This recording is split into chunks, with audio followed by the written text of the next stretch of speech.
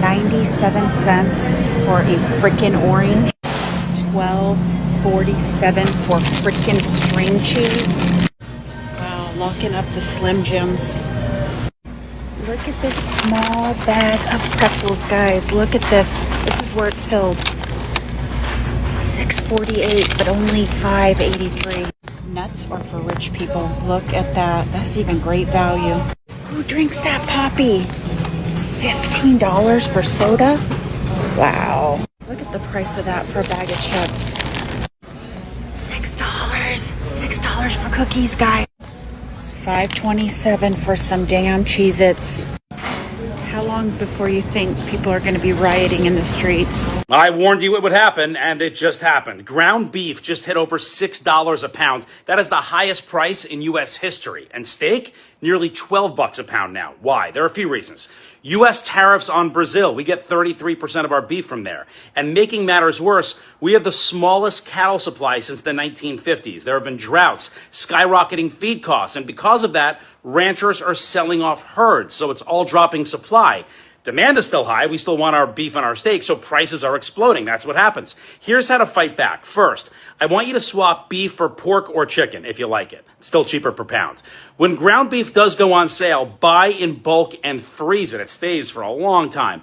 And always check the unit prices on packages. Some brands can use this opportunity and start shrinking the amount you get, charging you the same, hoping you won't notice. That's for the prepackaged meat.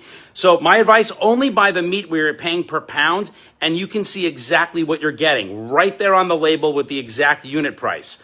Bottom line, this is not just inflation. It's a supply mess. It's extreme weather.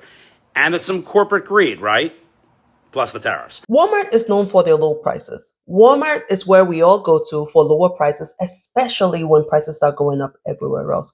But even Walmart have announced that they will be increasing prices, mostly because of the tariffs. Walmart has announced it will increase prices nationwide despite record profits the last several quarters. So this one is a really hard hit to the economy, especially for the people that are at the income level where Walmart is probably the best price point in order to get groceries and basic household items. Let me guess, you're talking about these Honeycrisp apples that cost me $5.62 on June 1st, 2024? Hold on, I'll show you what they are now. Now, the Honeycrisp apples cost $9.88. Please tell me how that makes no sense. So guys, this is an absolutely crazy story about a man who had the Walmart app on his phone. And what he did is there's an option within the app to be able to go in and hit reorder all. So he had a cart order. This is way back from 2 years after the pandemic started for $126 for all of his groceries. So just out of morbid curiosity, when he went back into the app, he looked at his own orders and thought, I'm just gonna do reorder all just to see what the difference will be. 3 times the price in 2 years.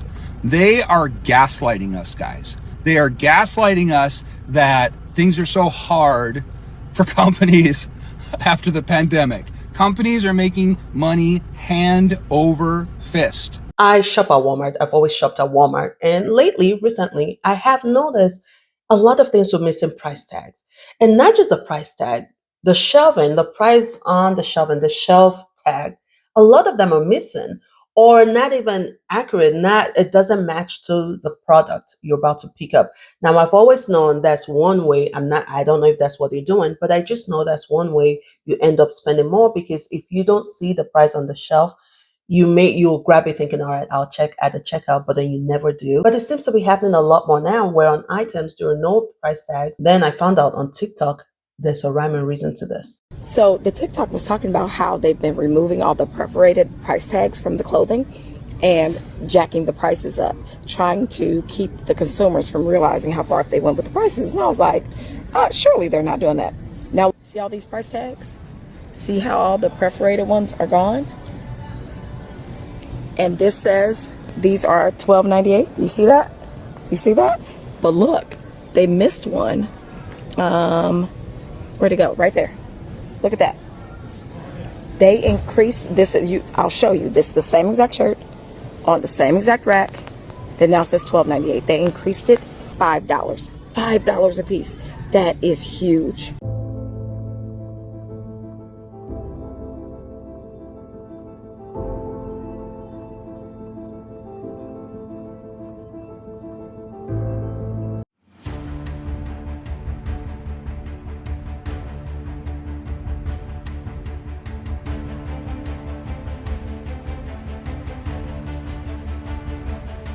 And these are not things that are optional. These are necessities. We're talking food. We're talking clothes. These are necessities. And now the problem is we're not just even spending more. We are getting less. So not only are we being charged a higher price, we're charged a higher price for less than what we used to get.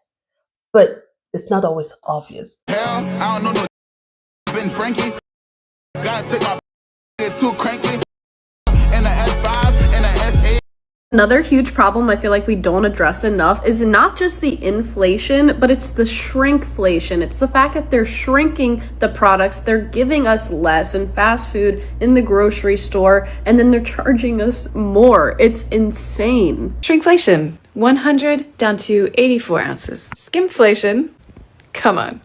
Deceptive packaging. These have the same number of ounces, but they've turned this into pantry size with 75% more randomly. Apparently, they're comparing to their 7-ounce size. For what reason? I don't know, but this is the regular size.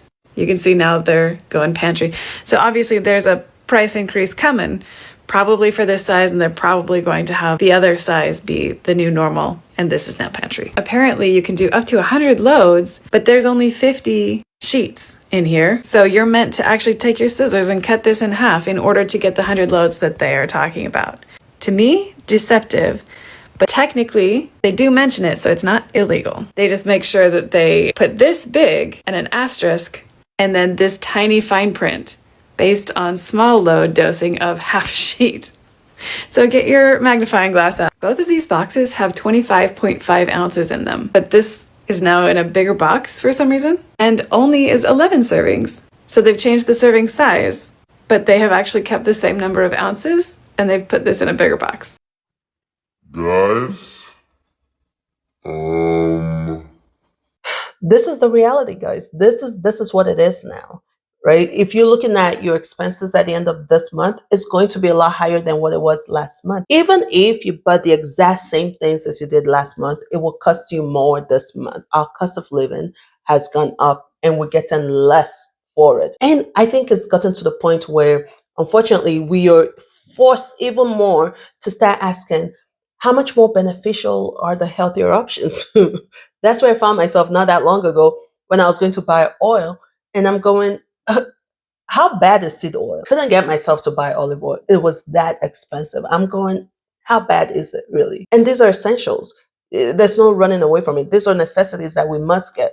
The only way we can help manage this high cost is we're going to have to do a lot more from scratch.